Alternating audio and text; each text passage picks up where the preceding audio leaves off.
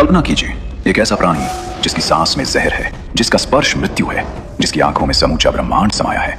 और फिर कल्पना कीजिए कि उस प्राणी को खुद महादेव ने अपने गले में धारण किया। क्यों? क्योंकि वो कोई साधारण सर्प नहीं था, वो था वासुकी, नागों का राजा।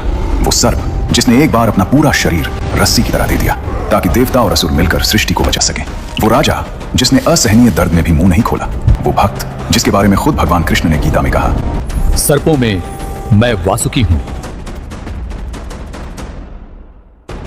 उनकी कहानी में है एक कठोर तपस्या जिसने शिव को पिघला दिया, एक श्राप जिसने पूरी नाग जाति को तोड़ दिया, और एक ऐसा त्याग जिसे तीनों लोगों ने याद रखा। क्या वासुकी सिर्फ एक सर्प थे या एक दर्शन, एक जीवन सत्य? आज की इस यात्रा में आप जानेंगे वासुकी की वो कहानियां जो ग्रंथों में दबी रह गई, वो सच्चाइयां जो आपकी अपनी जिंदगी से सीधी जुड़ती हैं। तो बने रहिए हमारे साथ, क्योंकि ये सिर्फ एक कहानी नहीं, ये उस राजा की गाथा है जिसने खुद को मिटाकर दुनिया को बचाया। दोस्तों, सबसे पहले बात करते हैं वासुकी थे कौन। हमारे पुराणों में, खासकर महाभारत, विष्णु पुराण, शिव पुराण और भागवत पुराण में वासुकी का उल्लेख बड़े ही आदर और श्रद्धा के साथ किया गया है। वासुकी महर्षि कश्यप और उनकी पत्नी कद्रु माता के पुत्र थे। कद्रु को सर्पों की माता कहा जाता है। उनके गर्भ से हजारों नागों ने जन्म लिया, शेषनाग, वासुकी, तक्षक, कर्कोटक, पद्म और भी अनेक। लेकिन इन सब में वासुकी अलग थे। आपने शेषनाग का नाम जरूर सुना होगा। शेषनाग जो भगवान विष्णु की शैया है, जिनके फन पर पूरी पृथ्वी टिकी है। शेषनाग ज्येष्ठ थे, सबसे बड़े। लेकिन वासुकी नागराज थे, नागलोक के राजा। वो जो काम करते थे वो न शेषनाग ने किया न किसी और ने। अगर शेषनाग शक्ति और धैर्य के प्रतीक हैं, तो वासुकी त्याग और भक्ति के। शेषनाग विष्णु की सेवा में है, वासुकी शिव के गले में है। दोनों महान, लेकिन दोनों के रास्ते अलग, दोनों की कहानियां अलग। वासुकी के बारे में ग्रंथों में कहा गया है कि उनके पास एक अद्भुत नागमणि थी जो उनके मस्तक पर चमकती थी। इस मणि की रोशनी इतनी तेज थी कि अंधेरे में भी पूरा नागलोक जगमगा उठता था। उन्हें 9 फनों वाला भी कहा जाता है। हर फन एक दिशा का, एक शक्ति का प्रतीक। उनकी आंखों में एक अजीब सम्मोहन था। कोई भी उनकी आंखों में देखता तो उसे अपनी गलतियां खुद याद आ जाती थी। वो न्याय के राजा थे, न कमजोर पर अत्याचार करते थे, न शक्तिशाली से डरते थे। लेकिन उनकी सबसे बड़ी पहचान थी उनकी भक्ति। वासुकी नागलोक के राजा थे। नागलोक यानी पाताल लोक का वो हिस्सा जहां सर्पों का साम्राज्य था, जहां रत्न माणिक्य से भरे महल थे, जहां नाग कन्याएं नृत्य करती थीं, जहां ज्ञान की नदियां बहती थीं, और जहां वासुकी न्याय और प्रेम के साथ राज करते थे।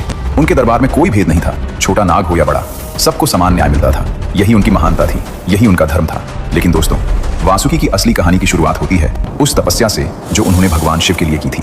बहुत पहले की बात है, जब नागलोक अभी अभी बसा था, जब वासुकी अभी युवा थे। वासुकी ने सुना था शिव के बारे में, उन महादेव के बारे में जो तीनों लोकों के स्वामी हैं, जो भस्म लगाते हैं, जो श्मशान में रहते हैं, जो मृत्यु से भी नहीं डरते। और वासुकी के मन में एक इच्छा जागी, मैं इन्हीं की सेवा करूंगा, इन्हीं को अपना सब कुछ दूंगा। वासुकी ने तपस्या शुरू की, कठोर, बहुत कठोर। वासुकी हिमालय की गुफा में बैठ गए, ध्यान में। उन्होंने भोजन त्याग दिया, जल त्याग दिया। ओम नमः शिवाय। दिन बीते, महीने बीते, साल बीते। जंगल में तूफान आए, बर्फ गिरी, धरती कांपी, लेकिन वासुकी नहीं हिले। उनके शरीर पर दीमके चढ़ गईं, लेकिन वो नहीं हिले। उनके चारों ओर जंगल की आग लग गई, लेकिन वो नहीं हिले। बस एक ही नाम, शिवत शिवत शिव। और फिर एक दिन वो पल आया, जमीन हिली, आकाश गरजा, और वासुकी के सामने प्रकट हुए भगवान शिव। जटा में गंगा, माथे पर चंद्रमा, गले में रुद्राक्ष, आंखों में एक अजीब शांति। शिव ने वासुकी को देखा, मुस्कुराए और बोले, वासुकी, तुम्हारी भक्ति ने मुझे यहाँ खींच लिया, मांगो क्या चाहते हो। वासुकी ने आंखें खोली, शिव को देखा और बोले, प्रभु मुझे कुछ नहीं चाहिए, बस इतना कि मैं हमेशा आपके पास रहूं, आपकी सेवा में। शिव एक पल के लिए चुप रहे और फिर बोले, तथास्तु, आज से तुम मेरे गले के आभूषण बनोगे। दोस्तों, सोचिए इस पल को, जो भगवान तीनों लोकों के स्वामी हैं, जिनके पास देने को सब कुछ था, धन, शक्ति, अमरता। और वासुकी ने मांगा क्या?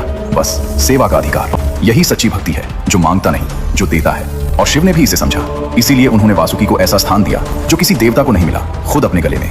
आज भी जब आप शिव की तस्वीर देखते हैं, उनके गले में लिपटा नाग, वो वासुकी हैं, आज भी, हर पल। लेकिन दोस्तों, वासुकी की कहानी यहाँ नहीं रुकती। अब आने वाला था वो दिन जो वासुकी की असली परीक्षा था। वो दिन जब उनकी जान दांव पर थी, जब उन्हें एक ऐसे काम के लिए हाँ कहनी थी जिसका दर्द शायद मृत्यु से भी बड़ा था।